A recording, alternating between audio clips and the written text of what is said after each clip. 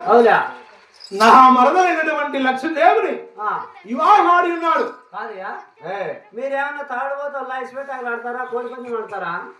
ఏమిలే, మీరు ఇరువురు అన్నదమ్ములు, వాళ్ళు ఇరువురు అక్క చెల్లెళ్ళు, ఇద్దరు ఒక కొంపలో పెళ్లి చేసుకోకపోతే నువ్వు రాయపేట కల్లా నీ తమ్ముడు వచ్చేసి పెడతల్లి కల్లా చేసుకుంటేనేమే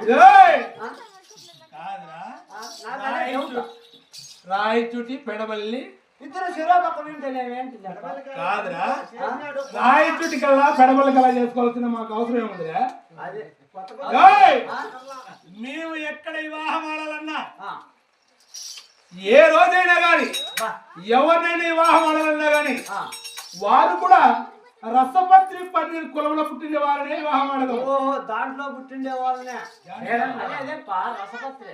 రసపత్రి పన్నీర్ కులంలో పుట్టిండాలి. నేను అట్లా అనుకోవాలా? ఏమిలే, అన్నదమ్ములు ఇద్దరు ఒక కొంపలోనే పెళ్లి చేసుకుంటే అక్క చెల్లెళ్ళు ఇద్దరు కొట్లాడుకోరు కదా, రంగులు రావో ఏరియా బారు కదా, ప్లాన్ వేసినారే మీరిద్దరు. నేను అప్పుడే డౌట్ వచ్చినాక అట్లా ప్లాన్ ఏం లేదు నాయనా.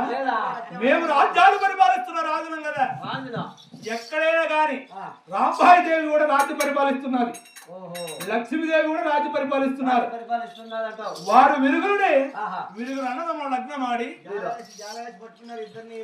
చర్చికోట భూములని దశాపరిణాముల వరకు ఏ కొరత లేకుండా సస్యశ్యామలముగా దీర్ఘ పరిపాలన చేస్తున్నాం ఆనాడు రాజులు. ఓహో, చాలా